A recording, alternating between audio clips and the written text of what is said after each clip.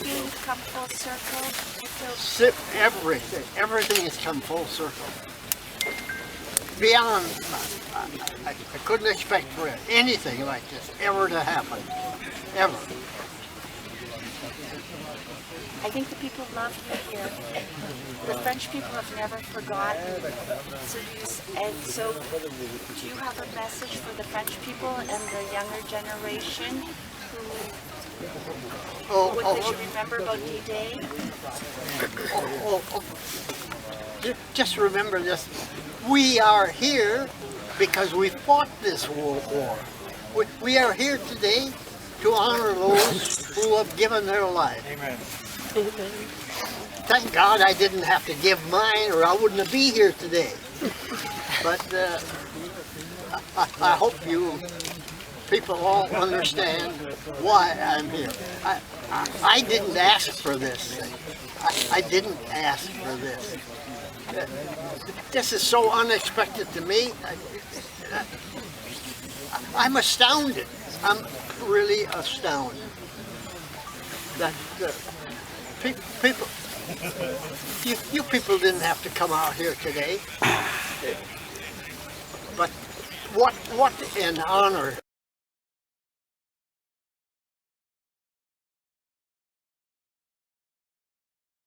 Earlier this morning, Army veteran Jake Larson, you just saw him, was honored for his bravery. The 96-year-old stormed Omaha Beach 75 years ago today. Think about that for a second. He says he is the last living member of his unit. Anthony Mason is leading our coverage from Normandy today. Anthony, what a story he has to tell. Good morning to you. Yeah, he sure does, Gail. Jake Larson has a great life in California with 9 grandchildren and 11 great-grandchildren. But D-Day was a moment that changed his life forever. And yesterday was the first time in 75 years he stepped back onto Omaha Beach. 75 years. How come I'm still alive? I'm still alive. Jake Larson was 21 years old when he stormed Omaha Beach with his Army unit. Never in my life did I ever think that I would be standing on Omaha Beach on the 75th anniversary of D-Day. It's like a dream come true, like I won the lottery. The 96-year-old vet says the beach today looks dramatically different. The sea here is clear. It was bloody bodies. What can a person say now, except that war is hell? Just think of it, a million mines out in front of us, 2,400 rounds shooting at you at any one time. You stopped for a cigarette. I stopped for a cigarette behind that berm, and my matches were wet. So I turned to my left, and not 3 feet from me, there was a soldier. And I says, buddy, have you got a match? And he didn't answer. I looked again, and there was no head under the helmet. The soul of that boy inspired me to up at that instant and run for the cliff. How does it feel to come back here, Jake? It's one of the most unbelievable things that could ever happen to me.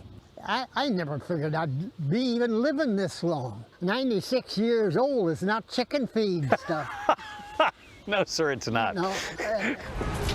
But Larson almost didn't make it here, and it wasn't because of his age, but because of funding. Veteran organizations were going to help, but there was a problem. As quick as they found out that my service records were burned up, they dropped me like a hot potato. But 2 women at his favorite coffee shop decided to raise money for him through a crowdfunding site. When they told me they were going to put that on the internet or someplace, I said, I'm going to get one of the chairs here and get a tin cup and sit out in front, and I'll bet you I'll pick up more right outside here than you will for that. I said, who is going to pay money for me to go over there? Turns out a lot of people did. How did that make you feel? Well, it made me feel great because I've got a book that I didn't know if I could publish or not. Yeah. But this is going to help me publish that. The name of the book is going to be The Luckiest Man in the World. That's how you feel? That's exactly how I feel. Heading straight towards the water? Yeah, just keep right on walking. The motto of your unit, which is on a pin on your hat, I believe. Is to the last man. You're the last man now. I am the last man, yes. What do you want people to know on this 75th anniversary, Jake? Don't remember me. Remember all those guys that sacrificed their lives for freedom that we all enjoy today. And remember, freedom is not free. No, it's not. It was his friends at the Bagel Street Cafe in Martinez, California, who started the fundraiser to send him over to Normandy. He's well known at the shop. Jake used to drive himself there 6 days a week.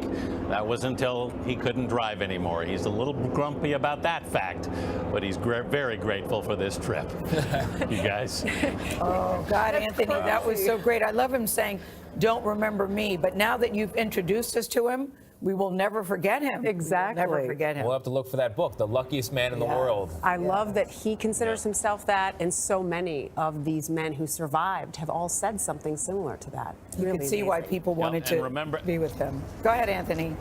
And remember, you guys, 96 years old is not chicken feed. No, Oh, God, no, sir, it's not. He's still got a lot of, he's very feisty guy. I like that. I like that. A lot of spirit. Yes. Thank you, Anthony Mason in Normandy. What a great job you're doing. Thank you so much.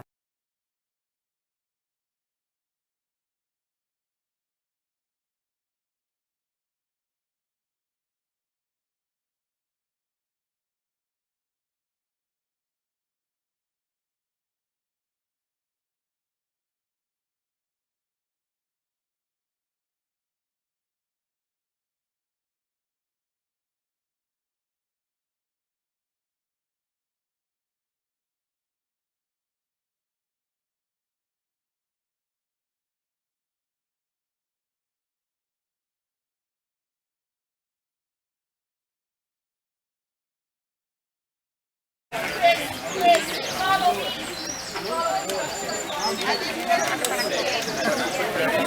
if it's you over there by the where are we going? Follow Daniel. Going this way. Go this way. Where's Daniel? Yeah. Thank